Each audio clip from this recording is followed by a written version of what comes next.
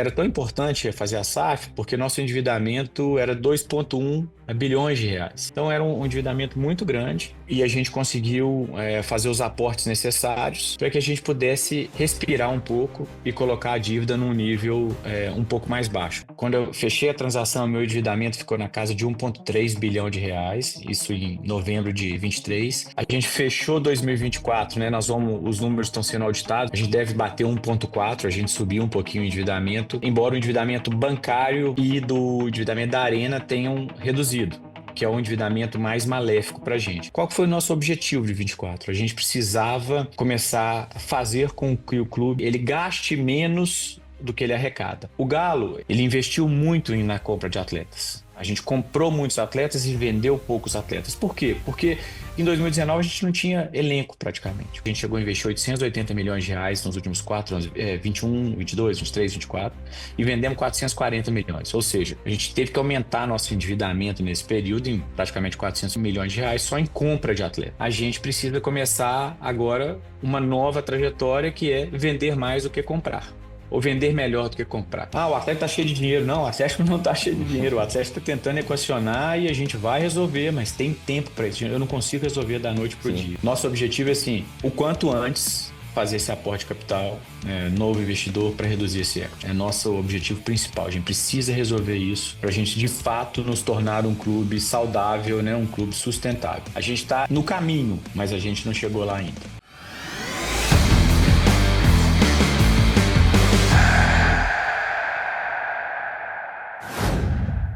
Está valendo! Começou mais um episódio do Sports Market Makers, o podcast do Market Makers em parceria com a Coachfield, que te deixa por dentro de tudo que envolve o mundo de esportes e finanças. Eu, Marcelo Colanero, estou aqui com Pedro Oliveira para o episódio número 39, num cenário diferente, porque hoje a gravação é remota. Nosso convidado está lá em BH, lá em Belo Horizonte.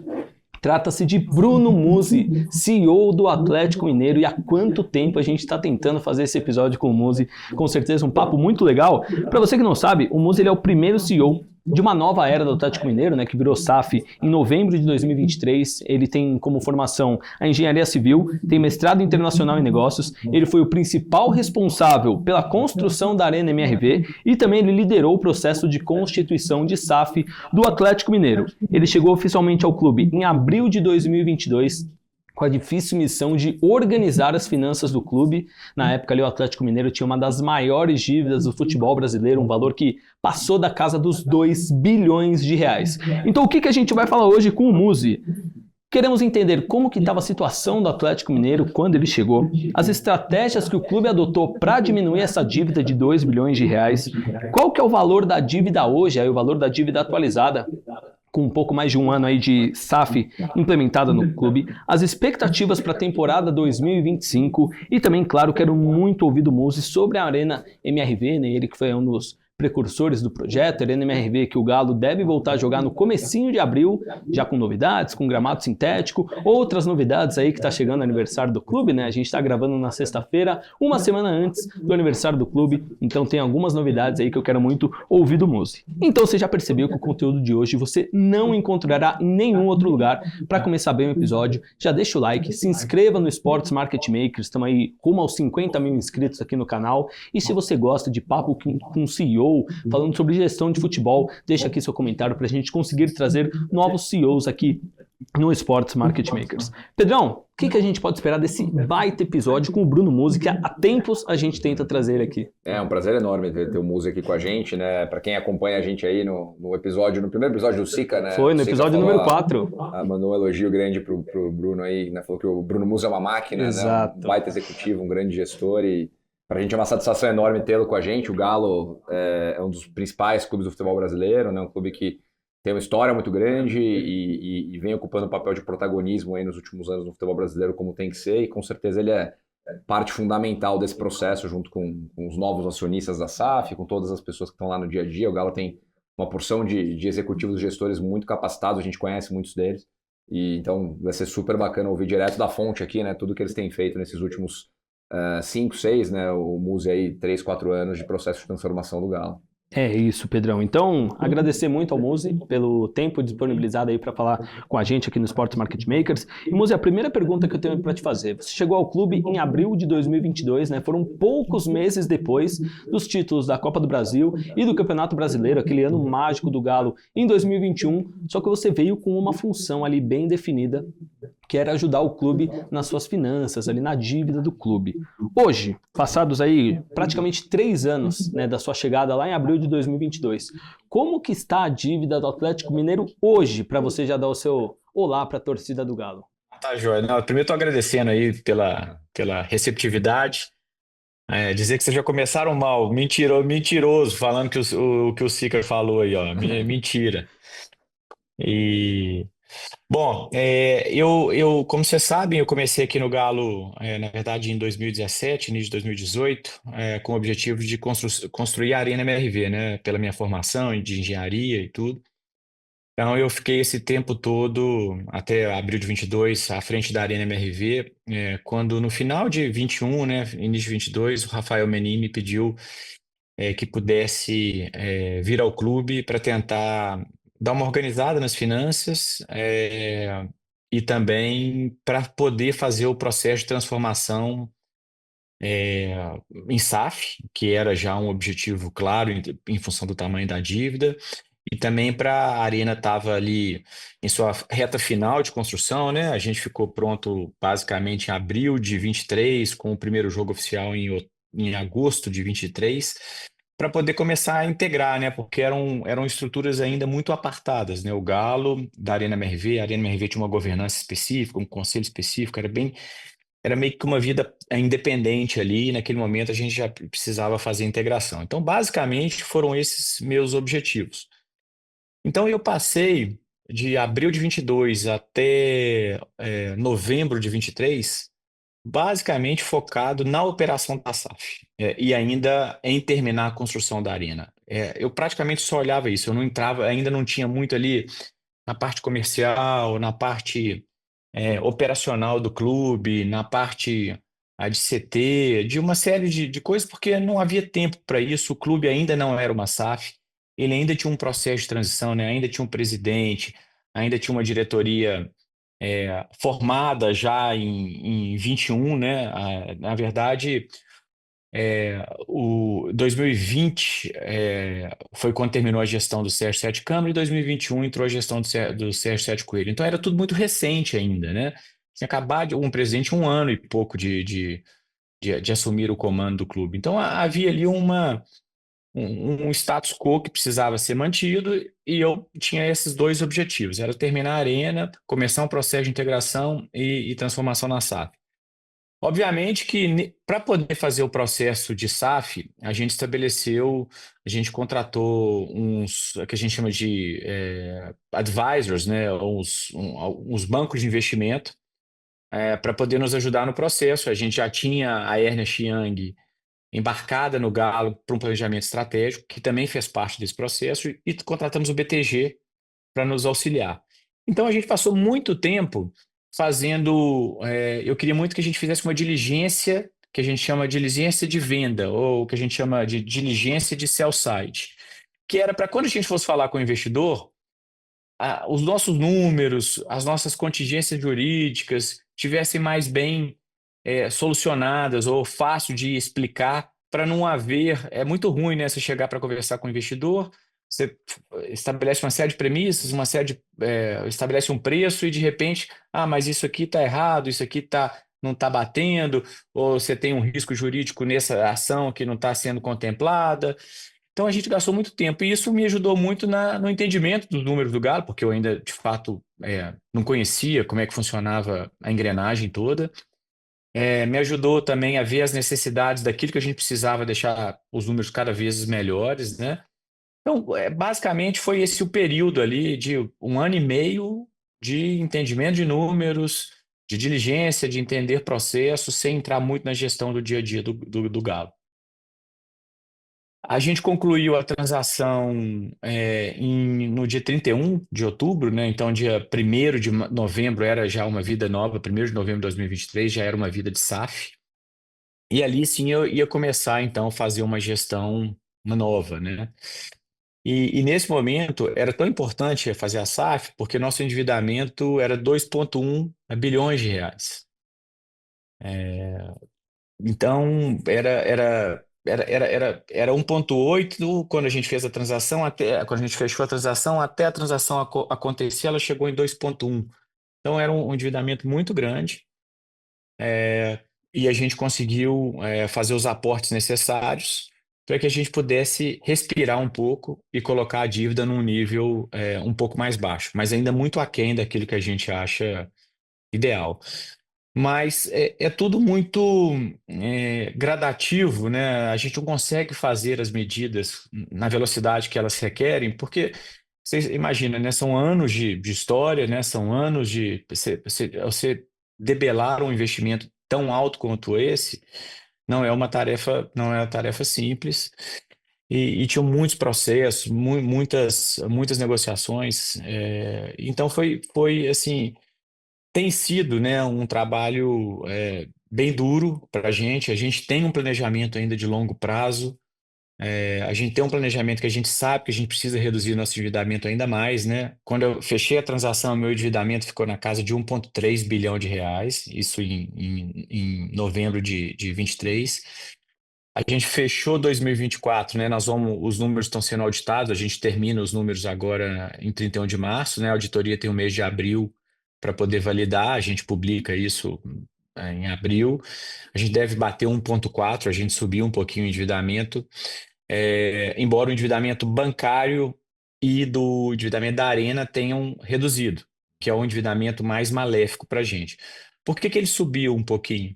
Porque a partir do momento que a gente entra num processo de compra e venda de atletas, né, o contas a pagar e o contas a receber, a partir do momento que você investe um pouco mais na compra de atletas, você tem um contas a pagar grande. Então, essa diferença, o meu contas a pagar menos o meu contas a receber, de 24, de 23 para 24, ele aumentou em 90 milhões de reais. Basicamente, essa a estrutura, né, que a gente chama de variação de capital de giro. Então, é isso que aconteceu com a gente. Então, a gente tem um ano de 25 bastante desafiador para a gente, mas a gente também tem bons aprendizados em 24, né? Qual que foi o nosso objetivo de 24? A gente precisava começar a fazer com que o clube fique, ele gaste menos do que ele arrecada. E aí, a forma como a gente gere aqui é que todas as receitas do Galo, sem contemplar receitas de venda de atleta, elas precisam pagar os nossos custos. Ela precisa pagar folha, ela precisa pagar viagem, ela precisa pagar a operação da arena, ela precisa pagar borderô, ela precisa pagar o administrativo, ela precisa pagar o CT, ela precisa pagar todos os custos. E a gente conseguiu fazer isso em 24. A gente conseguiu fazer isso em 24. Então, é o que eu chamo de resultado operacional positivo. Ele está um pouquinho positivo, mas foi uma mudança muito grande. Nos últimos anos, a gente sempre foi negativo, ou seja, cada dia mais a gente cavava mais buraco. Então, a gente conseguiu fazer essa reversão. A gente conseguiu também fazer com que, aí eu entro numa outra linha, né, que é a compra de atletas e a venda de atletas. O Galo, ele vem, desde a entrada da família Menin, ele investiu muito na compra de atletas. A gente comprou muitos atletas e vendeu poucos atletas. Por quê? Porque em 2019 a gente não tinha elenco praticamente. Quando a gente foi eliminado lá do Afogados, nosso elenco estava muito, muito fraco, né? Sem nenhum demérito para ninguém, mas era um elenco fraco. E aí eles entraram, fizeram muitos investimentos, a gente chegou a investir 880 milhões de reais nos últimos 4 anos, 21, 22, 23, 24, e vendemos 440 milhões. Ou seja, a gente teve que aumentar nosso endividamento nesse período em praticamente 400 milhões de reais só em compra de atletas. E a gente precisa agora, colocado o elenco num patamar onde contratações pontuais possam ser feitas, a gente precisa começar agora uma nova trajetória que é vender mais do que comprar, ou vender melhor do que comprar, que é o caso de vários clubes do Brasil bem geridos nessa linha, né? Você vê o Palmeiras o tanto que vende, o Flamengo o tanto que vende, ou a própria Atlético Paranaense, né? O Fluminense vende bem, São Paulo vende bem. e a gente precisa fazer isso melhor. Como é que faz isso melhor? Tanto do ponto de vista de elenco do profissional, comprar melhor, né? Ou seja, ter um equilíbrio maior, não só trazer jogadores com idade avançada, mas trazer jogadores de idade pico, trazer jogadores mais novos com apostas, e a gente conseguir vender isso melhor. E também atletas provenientes da base. Então, a gente pretende agora em 25, quando você me perguntou sobre meta orçamentária, né, de venda e tal, a gente pretende em 25 que tudo aquilo que a gente investiu, a compra de atletas em 2025, a gente precisa vender. Então, a venda do Paulinho ela foi contabilizada em 2024 e a venda do Alisson agora ela foi contabilizada em 2025, mas a gente teve outras pequenas vendas que vão se somando, mas na segunda janela e na janela do final do ano a gente ainda pretende fazer mais alguns movimentos para que essa conta feche. Então, a gente quer chegar no final do ano com essa conta zerada, ou seja, aquilo que eu comprei é aquilo que eu vendi. Então, eu preciso estar com essa conta zerada. Porque aí, em 25, eu tenho dois dos meus pilares praticamente equilibrados. O operacional equilibrado e a conta de investimentos equilibrado. E aí eu vou para o meu terceiro pilar, que é o meu ponto mais sensível, que é meu endividamento e minhas despesas financeiras, que em função do investimento, do endividamento super elevado, a gente precisa controlar isso o quanto antes, de preferência agora em 25, para a gente evitar com que a gente dê resultado, né, lucro líquido negativo em função especificamente das despesas financeiras. Falei muito, mas não sei se ficou claro, assim, se eu conseguir ser didático aí, é muita informação, né? Não, super claro, Muzi. Acho que antes de aprofundar um pouco no breakdown que você fez aí, né, acho que primeiro do endividamento e depois, né, na visão bem pragmática aí de separar, né, acho que a discussão de receita não recorrente versus receita recorrente no futebol é super importante porque tem muito clube que mistura as duas coisas e aí dificulta um pouco não só o operacional, porque você fica contando muito com Exato. a venda de jogador Perfeito, para prever seu orçamento no ano. E ao mesmo tempo a boca do jacaré abrindo, como a gente brinca aqui. Mas antes de chegar a aprofundar nisso, eu queria voltar um pouco no processo de SAF, porque como ele foi conduzido com figuras muito relevantes no contexto do clube, né? A família Menin, a família Guimarães, como que foi para você conciliar, né, esse processo de investidores que já estavam, né, no dia a dia do clube, de certa forma ali, não dentro, mas sempre estiveram próximos ao clube, e como é que uma vez que a negociação foi fechada, o relacionamento hoje com a associação, porque no caso do Galo, diferente de outros clubes, em que foi quase que o modelo porteira fechada ali, né, 90% para o novo acionista, 10% da associação, o Galo tem uma associação que tem um equity maior, né? O Galo tem o Galo Holding, 25%. Né? 75% e a associação com 25%. Então, como é que foram essas duas coisas de ir conciliando a entrada de um novo acionista num clube do tamanho do Galo e uma vez que isso acontece, o caminho contrário, né? Conciliar o relacionamento da SAF com uma associação que tem um equity mais relevante.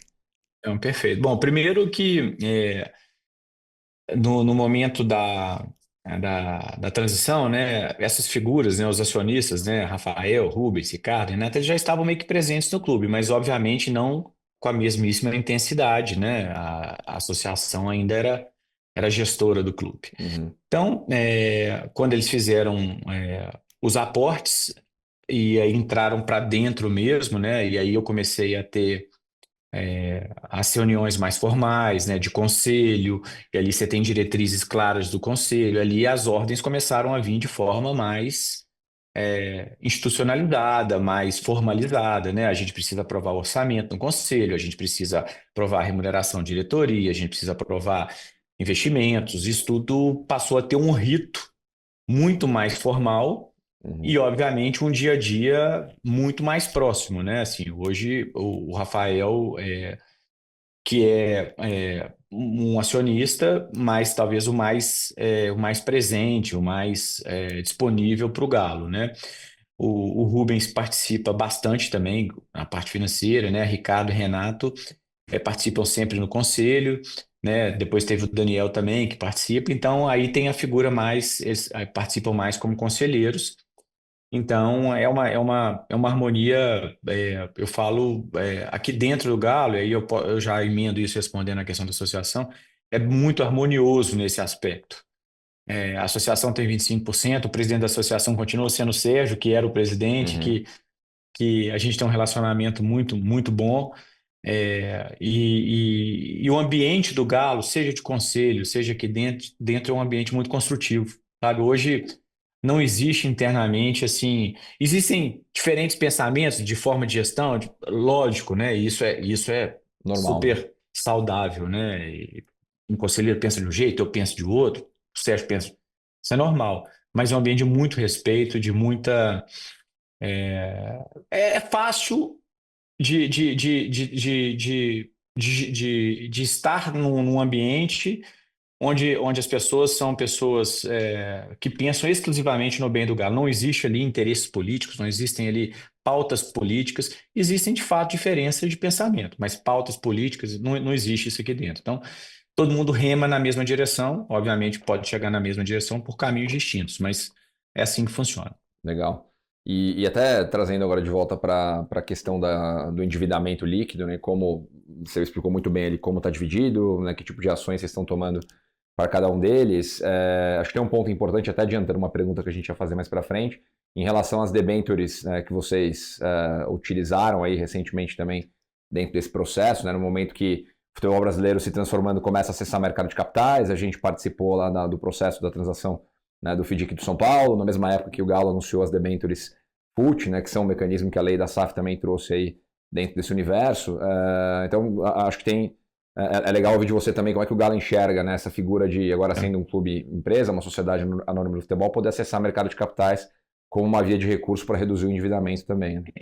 É até legal a gente fazer isso, porque a gente vem fazendo isso até muito antes da SAF propriamente dita, porque quando eu vim para a Arenda e a gente começou a fazer a construção, parte dos recursos, né, eram a venda do shopping, né, não sei se vocês lembram disso, era a venda de cadeiras, Sim. era a venda do name rights, e a estrutura que eu comentei, que era uma estrutura apartada, né, da Arena, era um fundo de investimento, né, que tem um FII, que é dona de uma SPE, que é dona do imóvel aqui, né, do terreno que foi doado pelo Rubens, né? O Rubens comprou o terreno da Arena, da MRV, pagou preço de mercado e doou para o Atlético. Ele integralizou essas cotas dessa SPE, na verdade era uma SPE, no fundo de investimento. E ali, por exemplo, os recursos do shopping, que foram 290 e poucos milhões de reais, a gente chegou a fazer um CRI para poder antecipar. Uhum. O name rights da MRV, a gente também antecipou através de um instrumento de mercado. Depois, no meio da construção da arena, a gente conseguiu fazer mais 2 novos CRIs, um de 200 e um de 240 milhões, e para isso, obviamente, a arena já nasceu auditada, né? O fundo já nasceu auditado pela UI. A gente foi a mercado, fizemos todo o processo de emissão de um certificado de recebível imobiliário. Uhum. Então, a gente já estava no mercado ativamente trabalhando para levantar esses recursos. Era um momento que eu falo assim, a gente teve muita sorte. Trabalho e muita sorte, as duas coisas andam juntas, né? Porque em 2021, você imagina, né? A arena não estava pronta, não tinha licença operacional, ainda em fase de construção, com uma série de incertezas, né? No meio da pandemia, e a gente conseguiu levantar 2 CRIs, né? Totalizando 440 milhões de reais. Então e isso viabilizou completamente o término da construção da arena, e eu digo que foi um sucesso. Pensar hoje como é que nós conseguimos, eu não sei nem te responder como é que a gente conseguiu colocar isso de pé. Bom, aí pós-SAF, a gente, né, entrou então no modo de, não, precisamos reestruturar, precisamos de organizar a nossa estrutura de capital, né?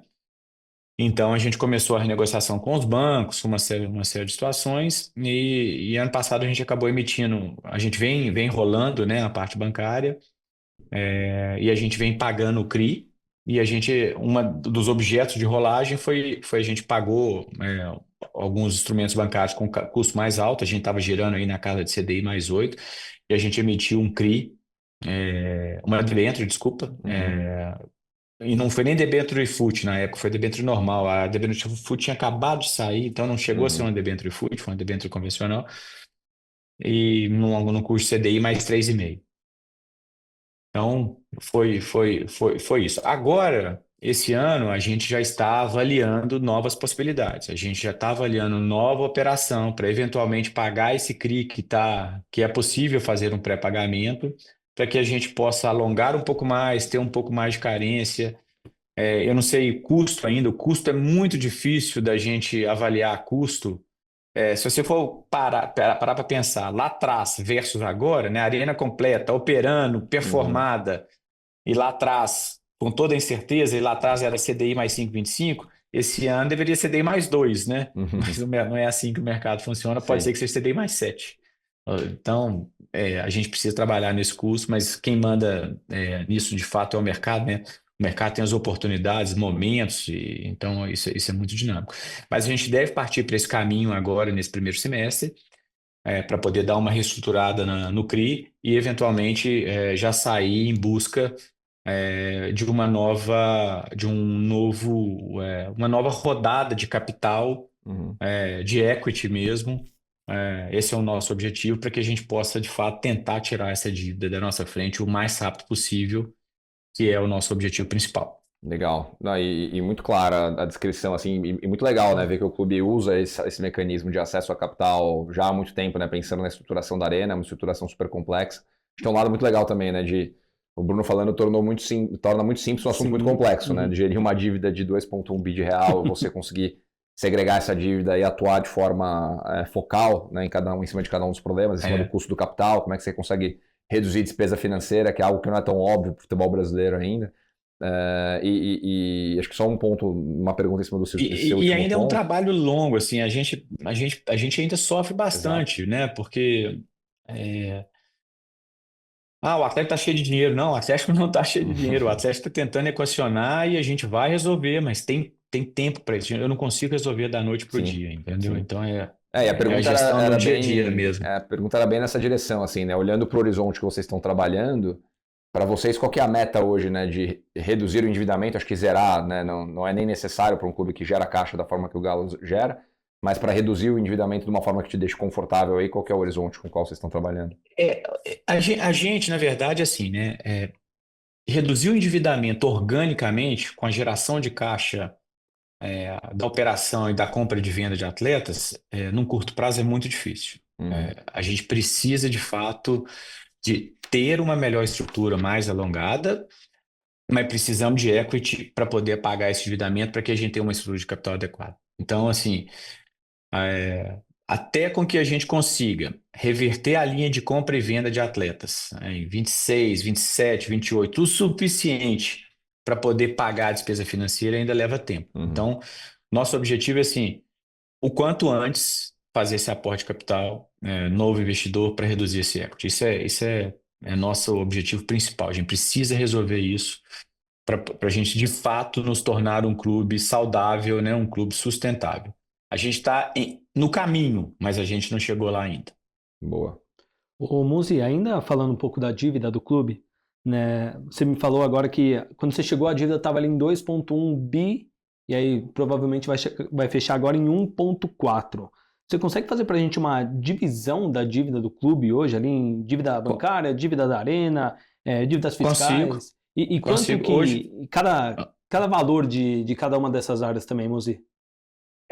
vou te falar em números redondos, né? A gente tem isso organizadinho, mas assim, a gente tem hoje 400 milhões da dívida do CRI, a gente tem 500 milhões de dívida bancária, então 900, a gente tem 300 e poucos milhões de dívida fiscal, que é o Uhum. Profut e o Perse, Que está financiado, e né? a gente tem... Oi? Que está refinanciado dentro do programa. Exatamente, eles vencem em 2036, né? O Profut, ele vinha para todos os clubes, né? Ele vinha, é até engraçado, porque ele vinha, num primeiro momento, ele não pagava nem os juros, pagava talvez metade dos juros. Então, a dívida, ela ia até aumentando, apesar de Uhum. ser uma dívida de custo, talvez o mais barato na realidade do país, né? Que é só CDI, mas só CDI hoje é 14,25%, né? É Sim. gigantesco. Mas é uma dívida de mais longo prazo, né? Sem nenhum tipo de spread.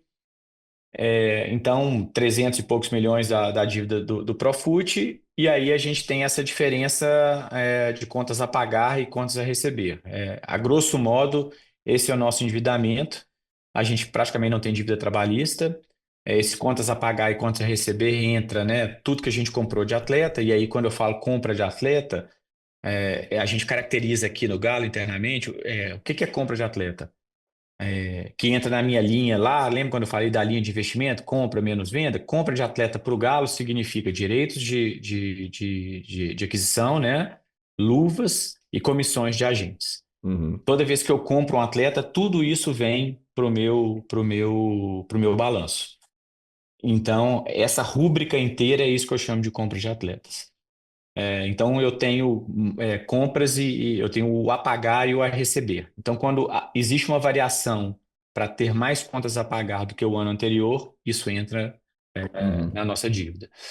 Então, o que acontece é que a minha dívida, fala assim, onerosa, né, aquela que me custa CDI mais alguma coisa, né, tanto do Profut quanto de banco e CRI, ela diminuiu do que eu tinha, porque eu venho Uhum. amortizando um pouquinho. O que aumentou, de fato, foi essa diferença de compras a pagar e a receber. Perfeito. Não, e para quem tá ouvindo a gente aí, vendo a gente, né? É muito normal no futebol, né? Você ter as compras a prazo, né? Quando você compra algum atleta. Hoje Então em dia não isso. existe negociação na qual você não paga a prazo e não recebe a prazo. Uhum. E é isso que a gente precisa organizar, e a gente sofre disso, tá, gente? Assim, atraso de pagamento, às vezes a gente atrasa, às vezes a gente atrasa para receber, e eu estou separando isso muito, sabe? Assim, eu não estou comprometendo meu operacional com isso. Claro. Então a gente precisa organizar isso para que todos os clubes tenham capacidade de honrar seus compromissos. E não é simples, eu entendo. É, então a gente tem nossas falhas também, a gente tem dos outros lados, mas a gente precisa de fato acabar com isso. Por isso é tão importante, né, a construção da liga, para que venha o fair play financeiro, né, venha as regras, venha um período de transição, né, porque se você fizer isso da noite para o dia, os clubes Uhum. não dão conta, mas isso precisa ser muito bem pensado, muito estruturado. O Muzi, você falou mais no começo do papo sobre vender melhor, né? E até você já tinha dado Uhum. ali um pequeno spoiler. Então, nos últimos meses aí o Galo fez duas das suas três maiores vendas da história, né? No finalzinho de 24, vendeu o Paulinho para o Palmeiras por 18 milhões de euros, foi a segunda maior venda da Uhum. história. E Uhum. 10 dias atrás, vendeu o atacante Alisson para o Shakhtar, 14 milhões de euros. Perfeito. Duas vendas muito grandes do Galo, né? Igual você falou, vender melhor, que é claro que acaba desfalcando o elenco. O Paulinho, mesmo com a lesão, era um dos principais jogadores do elenco aí nos Sem últimos dúvida. anos. Para 2025, com essa venda, tanto do Paulinho, que você falou que entrou no orçamento de 24, mas principalmente a do Alisson, já deu para segurar ali nas metas orçamentárias de venda de jogador? Ou você acha que ainda o Galo vai precisar vender jogadores ao longo do ano?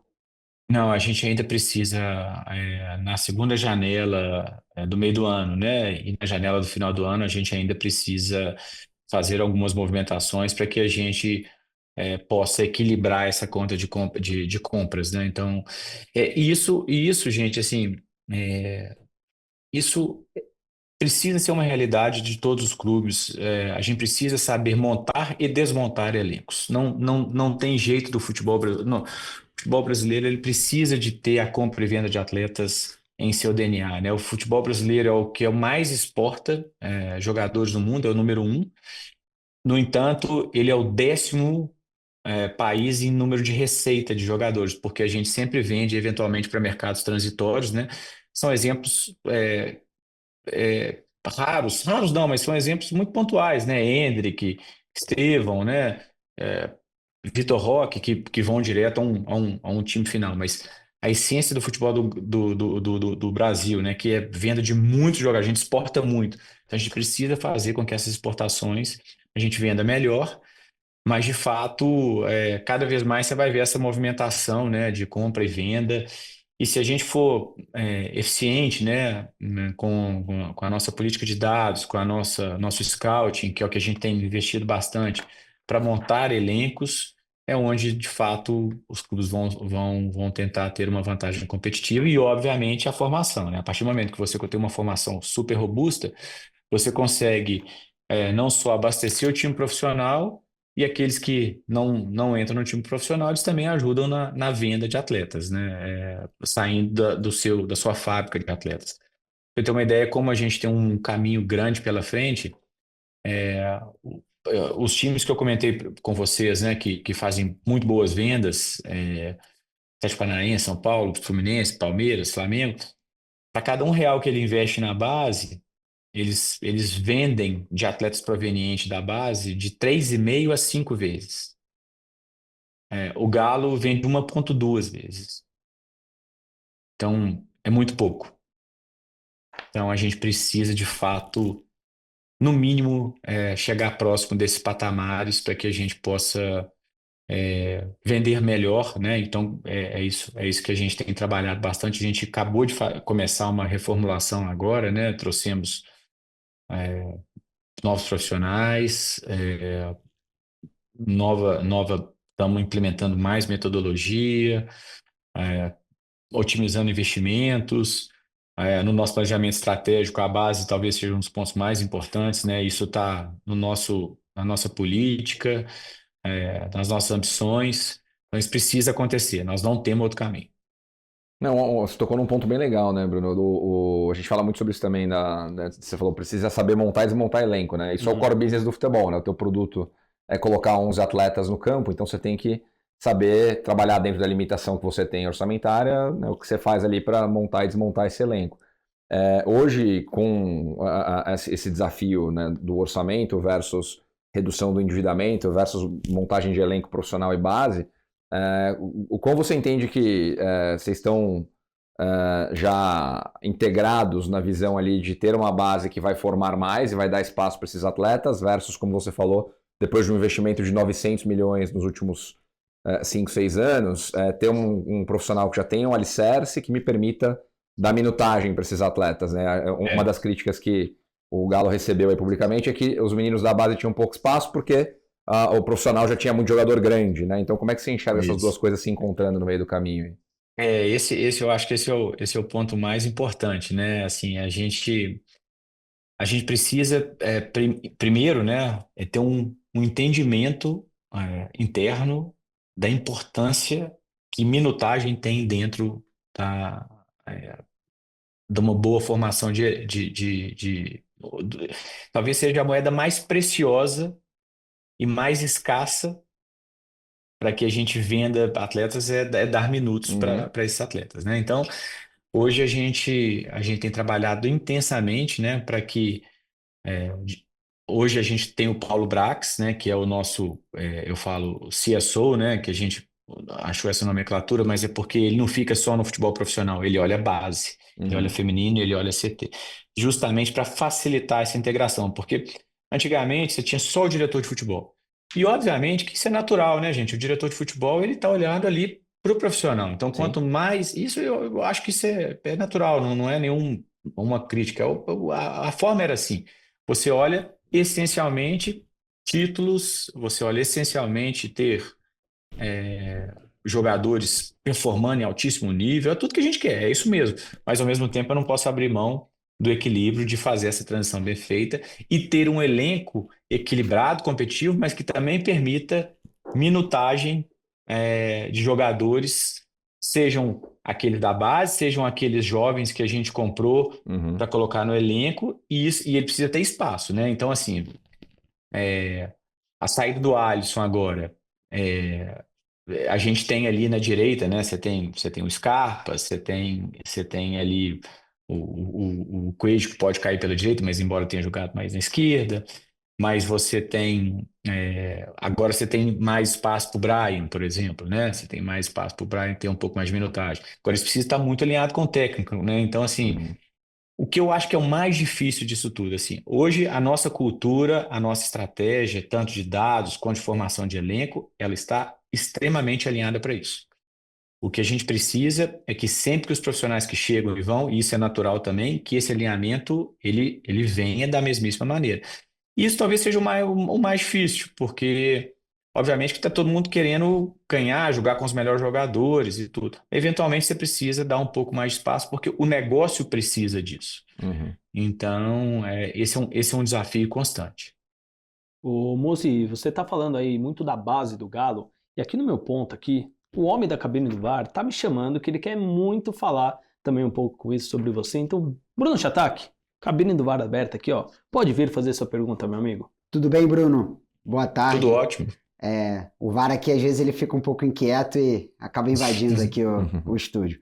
Mas, bom, Bruno, basicamente a gente tem falado muito, e é a principal tese, né, das SAFs do Brasil, potencial de aumento de venda de jogadores, né? E quando você puxou aqui dizendo que isso é essencial para todo e qualquer clube do Brasil, a primeira coisa que me chamou muito a atenção no relatório Convocados é o aumento de investimento em categorias de base. Isso, naturalmente, já demonstra que os clubes vão concorrer ainda mais pelos melhores talentos, pela melhor infraestrutura de base. Então eu queria saber como que um CEO de um clube tão expressivo quanto o Galo tem se preparado para essa concorrência e o que você tem visto no dia a dia em termos tanto da captação dos talentos como também dessa retenção. Não, perfeito. Primeiro, é bom a gente entender, assim, quando eu vim para o clube, via lá, investimento na base era tantos milhões. Eu achava que era compra de atletas, Uhum.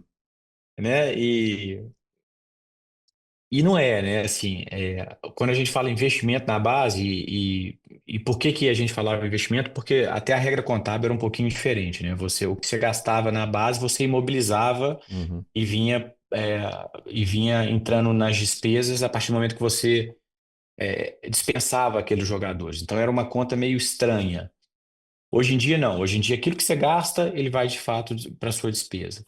Então, quando assim, o Galo lá em 2024 gastou 30 milhões na base. O que contempla isso? Contempla ali toda a folha E a gente fala investiu na base 30 milhões, mas ele gastou toda a folha de funcionários, né? Aqueles atletas que têm bolsa, as viagens, né? De logística, uma série de coisas.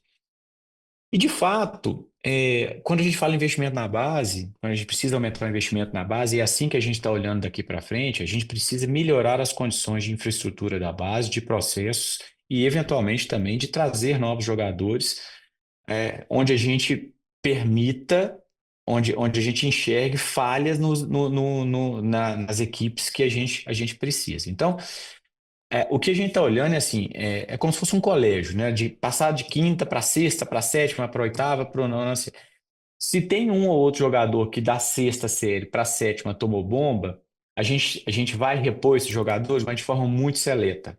A gente precisa fazer com que o processo de categoria seja muito bem organizado, e para isso tem uma metodologia. Então, o primeiro ponto é implementar de fato uma metodologia que permita essa gradação ao longo das categorias. Segundo, a gente precisa melhorar o nosso nível de retenção da parte profissional, que o Galo às vezes acaba perdendo muitos profissionais para o mercado, eventualmente não pagou o salário de mercado ou não valorizou a pessoa de forma adequada, então a gente precisa organizar isso. O nosso treinamento é um treinamento bom, legal, mas ainda precisa de bastante melhoria, porque quando ele foi feito, eram menos categorias disponíveis. E hoje a gente já tem 8, 9, 10, 12, 14, 15, 16, 18. Então são 11 categorias, são muitas categorias. Então, assim, a gente pode melhorar cozinha, a gente pode melhorar academia, a gente precisa de ter uma estrutura ainda mais sofisticada, né? Você vê os novos treinamentos que estão sendo feitos cada dia melhores, porque Uhum. a gente precisa dar o mesmíssimo tratamento, na minha cabeça, a gente precisa dar o mesmíssimo tratamento para essa academia do que todos os recursos disponíveis que a gente tem para o profissional, a gente tem que dar para essa turma também, para esses jovens, porque isso faz com que eles cheguem já muito mais bem adaptados, desenvolvam o seu melhor, possam atingir seu desenvolvimento físico e cognitivo antes de chegar no profissional. Então, outra parte que a gente não faz muito bem, que a gente vai olhar, é a parte cognitiva. Assim, eu andei visitando bases em Portugal, fui em Sporting, fui no Benfica, que é a super referência, Arsenal, Tottenham, fui no Independente Del Valle, que faz um trabalho lindíssimo, né? No Equador, né? E por que eles fazem tão bem lá? Metodologia, processo, né? Educação. A educação, para mim, para o atleta, ela é essencial, porque o atleta estando bem mentalmente, estando bem socialmente, cognitivamente, ele vai desenvolver, ele vai se adaptar lá fora, ele vai ser vendido de forma mais fácil, com maior chance de adaptação. As tomadas de decisão em campo são fundamentais, coisas que a gente olha pouco, né? Mas assim, a parte cognitiva é muito importante. Então, eu acho que tem muitos aspectos que o Galo precisa trabalhar e a gente começa agora para que isso de fato seja o nosso diferencial competitivo porque vai estar todo mundo, não tem nenhuma dúvida que todos os clubes da Série A estão pensando dessa maneira e a gente tem que fazer mais bem feito que os outros, é isso. E realmente, assim, antes até de passar a bola aqui, eu chamo a atenção porque na semana passada da gravação aqui que a gente está fazendo, eu apresentei meu trabalho no curso da FGV, CIS e FIFA, e aí a gente tem uma banca com uma série de trabalhos que são apresentados, e um deles era justamente sobre a necessidade da formação cognitiva dos jovens atletas. Então você vê que a própria indústria tem prestado atenção nisso, para que a gente desenvolva jovens com tomadas de decisão em alta pressão muito inteligentes, né? E mais do que isso, e aí a própria NBA explica que grande parte dos jogos são decididos nos últimos 3 minutos, né? Então, como que aquele jogador e aquele jovem vai chegar preparado para isso, né? Então, eu realmente destaco porque fez todo sentido aqui na sua resposta, eu compartilho muito essa ideia. E a gente vê no esporte como em todo, né? O que faz a diferenciação, a maioria dos atletas super bem-sucedidos, aqueles que conseguem ser decisivos nos momentos chaves, é mental, né? Você vê assim, eu acho que para mim o exemplo mais claro é no tênis, né? Por que que o Federer, por que que o Nadal, o Djokovic, esses caras se dão. Será que eles batem mais forte que os outros? Não, o nível de tênis é muito elevado. Mas ali segurar a pressão nos match points, né, nos pontos decisivos, isso é essencial. E no futebol é a mesma coisa, o cara tomar a decisão certa, né, ir para cima no momento certo, fazer a pressão no momento de muita pressão, que o futebol é de muita pressão, de críticas externas, é uma caixa, é uma panelona de pressão, né? Então, eles precisam estar bem preparados. E eu acho que isso cada vez mais vem se tornando, precisa ser considerado de forma muito séria. Perfeito. Perfeito. E aí eu vou também puxar aqui de novo para a base, fazer uma pergunta aqui a gente tem o carinho de chamar o Pedro de professor, né? Então vai ser um momento professoral aqui, que eu vou falar aqui uma nomenclatura aqui, ITG 2003 R2. Parece um robozinho do Star Wars, mas não é, viu? Na realidade, o que a gente tem aqui é uma normativa, né, do Conselho Federal de Contabilidade, que justamente trocou a maneira com que a gente inseria os gastos com os atletas no ativo intangível e trouxe justamente para uma despesa comum, né? Então, quando você citou isso ali, na hora eu já me adaptei. E eu queria que o Pedrão explicasse isso, né, para quem nos assiste e como que o Pedro enxerga que isso vai ter um impacto direto no resultado dos clubes do Brasil em geral esse ano. O Bruno explicou muito bem ali quando ele falou do contexto do próprio Galo, né? E trocando em miúdos aqui para quem tá ouvindo a gente aí. Na prática, o que vai acontecer é que os clubes contabilizavam isso antes como investimento, isso vai virar uma despesa. E essa alteração está sendo feita agora, né? No ano de 2024, para o exercício de 23 para 24. Então, em 25 a gente vai ver os 12 meses ali de 24, de janeiro a dezembro. Isso vai criar um efeito contábil que afeta bastante as finanças dos clubes. Então vai ter clube que vai reportar resultado muito pior do que vinha reportando, porque você vai ter uma linha nova de despesa que não estava contabilizada ali antes. Então, muito possivelmente, quando todos os clubes começarem a divulgar os balanços aí daqui uns 20, 30 dias, quando a gente for se debruçar lá para fazer o relatório convocados Outfield para esse ano, a gente vai ver algumas situações que a boca do jacaré vai abrir um pouquinho mais, por conta dessa normativa contábil que está correta, né? Aí acho que é um pouco do que o Bruno falou, de você conseguir mensurar melhor a despesa que você tem ali e ela vai te trazer um resultado lá na frente, mas não necessariamente ela deveria estar ali no efeito contábil como investimento. Então, na prática é isso, né? A gente vai ver um impacto maior na despesa dos clubes Pelo menos nesse primeiro ano, e depois isso se ajusta. Se aí no ajusta. tempo. Tá, É isso aí. exato. Então, para quem estuda o relatório como a gente, vem novos asteriscos aí desesperadores. Vem né? vem umas bombas esse ano. Perfeito. Muito obrigado, Bruno. Não por isso, eu que agradeço. Obrigado você. Boa. Bom, Bruno, a gente falou, né, sobre o endividamento, sobre a relevância da base agora dentro da estratégia futura para o Galo, e tem um outro elemento no qual você foi peça fundamental aí, que é a casa própria, né? Você ter uma arena multiuso proprietária que te dá muita flexibilidade, que te gera muita receita. Vocês já divulgaram alguns números super interessantes sobre o primeiro ano completo de operação da Arena MRV. Então, quão importante, né, na história do Galo, na trajetória de um clube do tamanho do Galo, é ter uma arena própria que você pode utilizar para elevar o tamanho da receita, o tamanho do clube como um todo.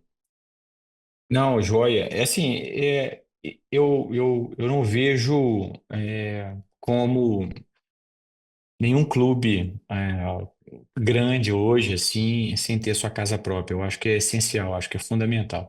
É um investimento caro, de payback longo, mas ele traz inúmeros benefícios, né? Assim, a gente hoje, se você começa a comparar os números nossos passados de Mineirão, de Independência com a Arena MRV, são muito diferentes. Uhum.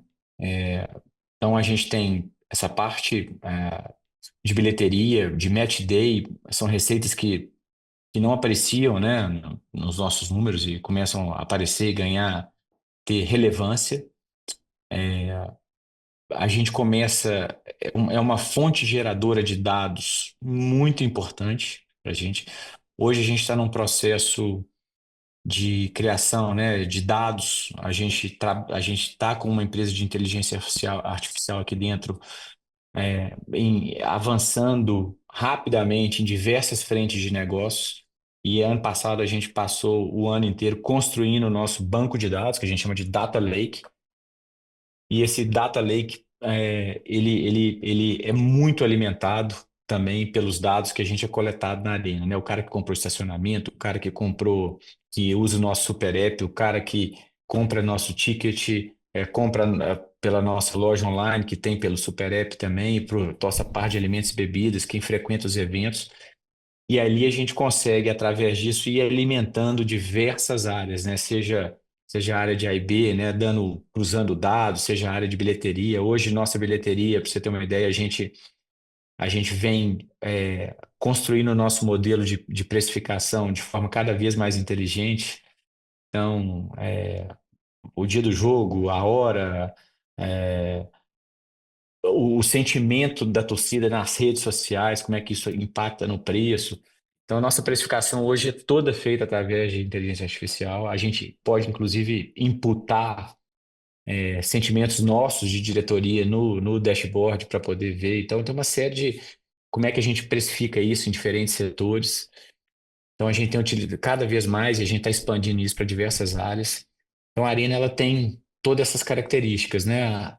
Eu acredito que tem vantagem competitiva também, né? Você está jogando na sua casa, no seu ambiente, com a sua torcida.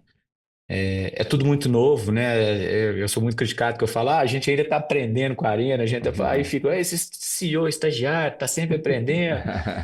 Mas é isso mesmo, né? Assim, eu lembro que quando a gente terminou a obra, né, que já era o meu ramo de atuação, e me perguntaram, pô, a obra vai ser muito mais difícil que a operação. Eu falei, muito pelo contrário, a operação vai ser muito mais difícil que a obra.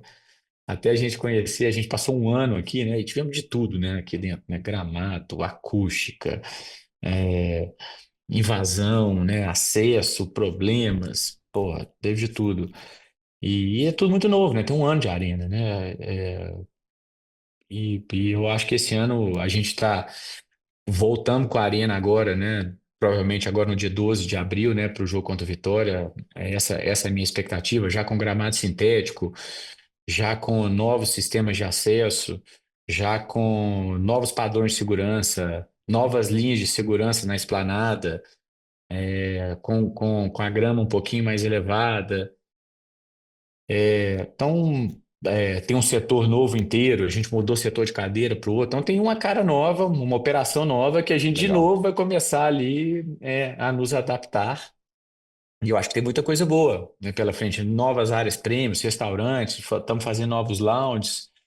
Fizemos agora recentemente uma série de documentários da Arena MRV pela Galo TV. Falamos de segurança, falamos de limpeza, falamos de gramado. De gramado ele não saiu, mas falamos de acústica. Falamos uma série de sessões que a gente passou da Arena.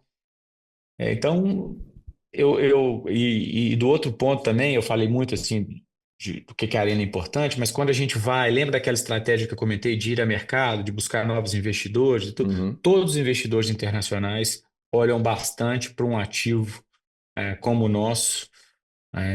Isso faz muita diferença, né, para aqueles clubes que estão se tornando SAF, para aqueles clubes que pretendem fazer. Isso faz muita diferença também, né, para investidores internacionais. Então, eu diria que eu não vejo como um clube de Série A não ter sua própria casa, seu próprio estádio e cada um dentro da sua realidade, né? Perfeito, assina embaixo. E até, né, acho que, de novo, eu falei isso mais cedo, o pessoal simplifica muito algumas questões complexas. Sim.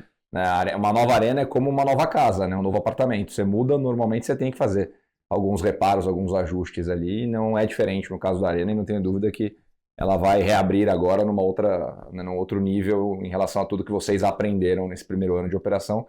E até achei legal, né, o que você mencionou no final sobre o efeito competitivo também, né? No primeiro ano de operação da Arena, o Galo já chega em 2 finais relevantes, com certeza com algum efeito positivo disso também, que é muito difícil mensurar, mas com certeza afeta, né?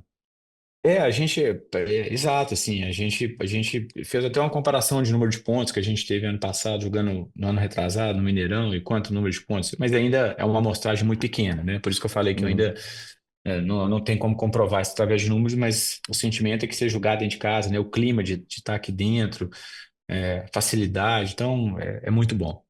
O Muzi, ainda no assunto Arena, né, acho que talvez a principal mudança que a gente veja agora na Arena MRV é o gramado sintético, né? A gente sabe que é uma arena multiuso, até eu e o Pedro a gente fez um papo no último episódio falando do problema do calendário do futebol brasileiro, né, que praticamente não tem mais datas, né, os times têm jogo atrás de jogo e o gramado sintético permite, né, uma manutenção melhor, também pensando numa arena multiuso. A própria final do Campeonato Paulista entre Palmeiras e Corinthians no Allianz Parque, um dia antes teve um show enorme no Allianz e com certeza se não fosse sintético o gramado não daria para ter jogo lá.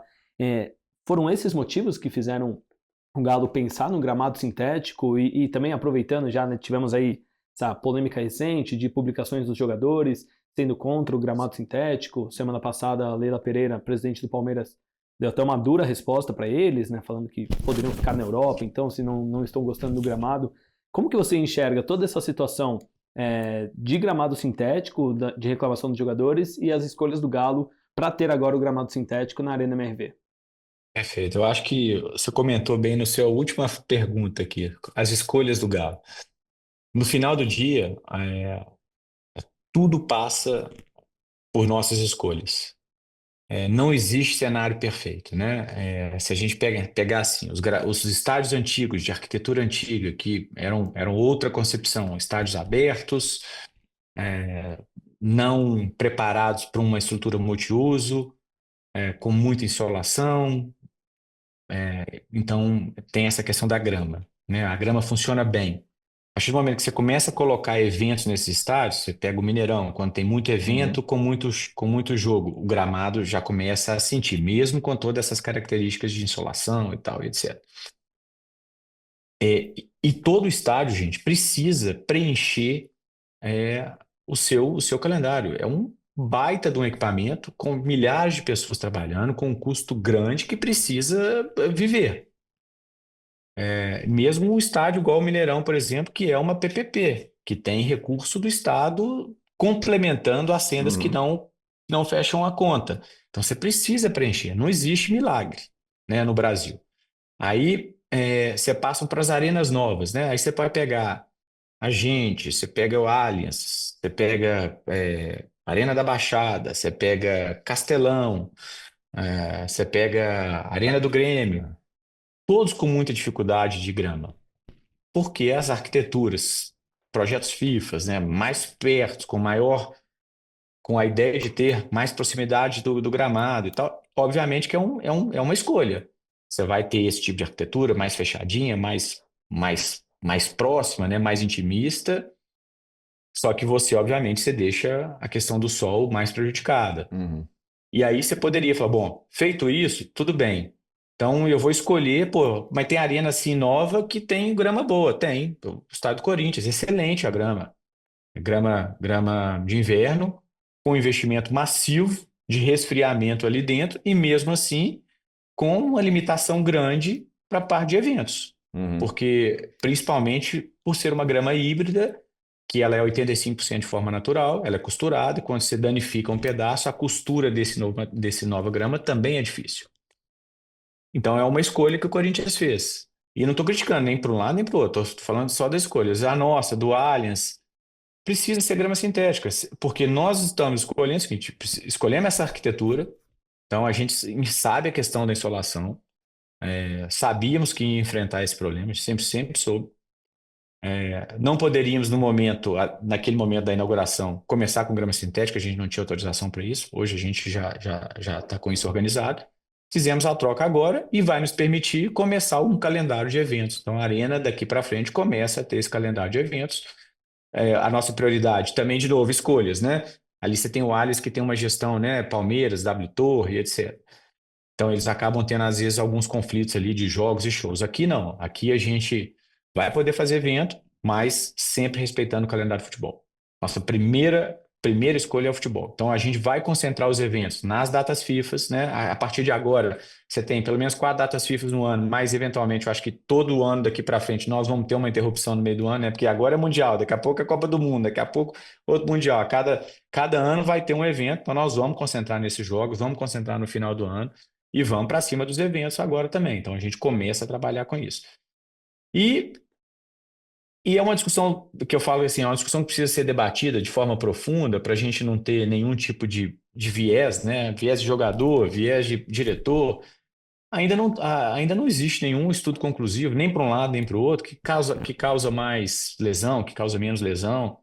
A gente precisa trabalhar de forma madura. É melhor você ter um gramado em péssimo estado, desnivelado, com buraco, você tem uma grama padronizada, que ela consegue ter parâmetros de jogos completamente mensuráveis, você consegue saber o kick da bola, a velocidade, não tem essa, é muito mais rápido que a grama natural, não. Você pode ajustar o gramado, inclusive pelos testes FIFA, de forma um pouquinho mais lenta, um pouquinho mais rápida, a sua escolha, mas dentro de uma normatização. Você jamais pode passar dessa normatização, senão você não homologa isso no calendário da FIFA. Existem diferenças de um gramado para o outro, do Allianz? Existem. Eram sistemas diferentes, né? No Palmeiras é um, no Atlético Paranaense é outro, no Botafogo é outro, o nosso agora aqui é igual ao do Botafogo. Então existem diversas características. Mas no final do dia é isso, são escolhas. Que tipo de escolha que você vai seguir dentro da realidade nossa brasileira? Legal, Bruno. E caminhando para o nosso final aqui, fazer uma pergunta que é indiretamente relacionada ao Galo, mas claro que afeta o Galo, né? Falando de padronização de gramado, um pouquinho de calendário aí, trazendo para o tema Liga, né? No momento que a gente está aí de eventual unificação entre Libra, LFU. O Galo foi um clube que, assim como o Corinthians, ao longo do processo, migrou de bloco, né? Começou as conversas lá na Liga, ainda era Liga Forte Futebol, depois Liga Forte União, e aí no meio do caminho, ali meados de 23, migrou para a Libra, da mesma forma que ano passado o Corinthians, que vinha na Libra, migrou para a LFU. Então, independente do que ficou para trás, né, o que você enxerga como perspectiva para a gente ter essa liga unificada, para a gente discutir produto de forma mais aprofundada e ter um futebol brasileiro cada vez maior? Eu acho, gente, que o futebol brasileiro ele vem num momento de evolução, né? A gente teve as leis da SAF, a gente vem tendo uma onda de profissionalização, né? Novos executivos, novas gestões e tal. Agora, o ponto principal é a liga. E quando eu falo liga, a gente é o que a liga destrava, né? Então, assim, formar liga é muito mais do que tem um bloco junto. Não. Aí você entra no fair play, entra na regulamentação, entra na profissionalização de arbitragem, calendário. Tudo isso que a gente discute o tempo inteiro passa a estar na mão, na gestão dos clubes, que são os protagonistas, que eu acho que é onde que deve ser. Agora, a gente hoje, né, você tem os dois blocos conversando de forma quase que diária, com o objetivo da construção de uma liga. Existem muitos desafios aí, eu acho, mas é uma janela importantíssima. Eu faço parte, né, da Libra hoje, dentro de um grupo de trabalho, que tem outros times que fazem junto comigo, mas está todo mundo muito alinhado para a gente poder apertar isso o mais rápido possível.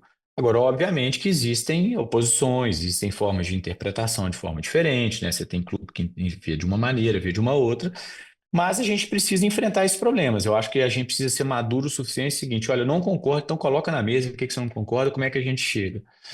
Mas a gente não pode procrastinar. A minha fala hoje no grupo de trabalho foi isso. O quanto antes a gente começar a trabalhar com uma meta ousada, porque se a gente deixar isso, nós vamos começar a procrastinar, vamos cair no ostracismo, que é tudo que a gente não pode acontecer. Então, eu acho que tem muita gente alinhada para isso, outros nem tanto, mas que a gente precisa avançar de forma rápida.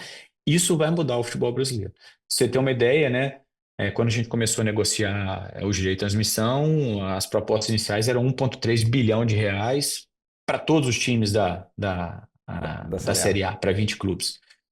Com o trabalho, tanto da LFU, que foi bem feito, tanto o trabalho nosso, que também acho que foi muito bem feito, sem unificação de blocos, sem uma maior harmonia, maior discussão, com o produto ainda da forma como era, esse valor chegou em 2,9 bilhões de reais, né? Então, e o ciclo antigo era 2,1. Então, você vê assim, o potencial, o valor que tem de valorização, né, de liga, de, de diferentes blocos, de diferentes direitos comerciais que ainda podem ser explorados. Então, nós precisamos perseguir isso de forma muito intensa, sem deixar com que as eventuais divergências atrapalhem. Então, a gente precisa, eu acho que está num bom momento, os blocos têm conversado, né, as pessoas estão engajadas, existem diferenças, mas precisam ser resolvidas. Perfeito. O Muzi, agora estamos na reta finalíssima aqui do nosso episódio. E aproveitar que a gente está em clima de aniversário, né, do Atlético Mineiro, dia 25 de março, aí o clube completa 117 anos de história. Queria que você finalizasse mandando uma mensagem para o torcedor do Galo, mas também falasse do Instituto Galo, né, que é o maior projeto social aí do futebol brasileiro. Conta um pouquinho mais para a gente e manda um recado para o torcedor do Galo para a gente fechar o episódio. Tá, o Instituto Galo é um produto que foi criado logo na construção da Arena, que era com o objetivo de fazer com que a Arena fosse declarada de interesse social. Então, a gente fundou o Instituto Galo e depois o Sérgio, quando assumiu, abraçou o Instituto Galo e talvez ele seja o maior administrador de instituições sociais que eu já vi. Assim, a capacidade dele é gigantesca. O trabalho que ele faz, vocês precisam conhecer no detalhe. Eu acho que vale a pena um programa só de Instituto Galo. É um fenômeno. Simplesmente. Eu não tenho nem palavras para falar o trabalho que ele faz, a competência que ele faz, de tirar o chapéu. É um trabalho difícil, duro, de manter ele à frente desse troço é simplesmente magnífico. E o recado para a torcida do Galo, né, é que continue com o apoio incondicional, que aqui dentro hoje, por mais que hajam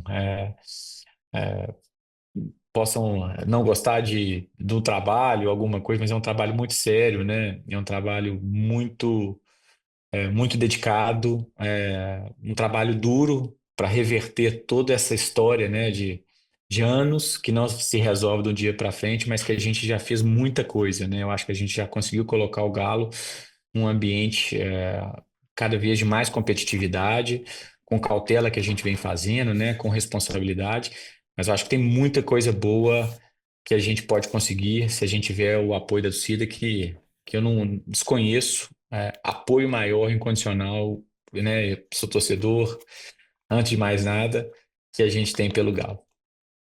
É isso, Muzi. Perfeito. Então, muito obrigado pelo seu tempo, pela sua participação aqui no Sports Market Makers. Desejar aí um excelente ano para você no seu trabalho do Galo. Parabenizar por tudo que você faz no Atlético Mineiro e mandar boa sorte aí para toda a turma do Galo.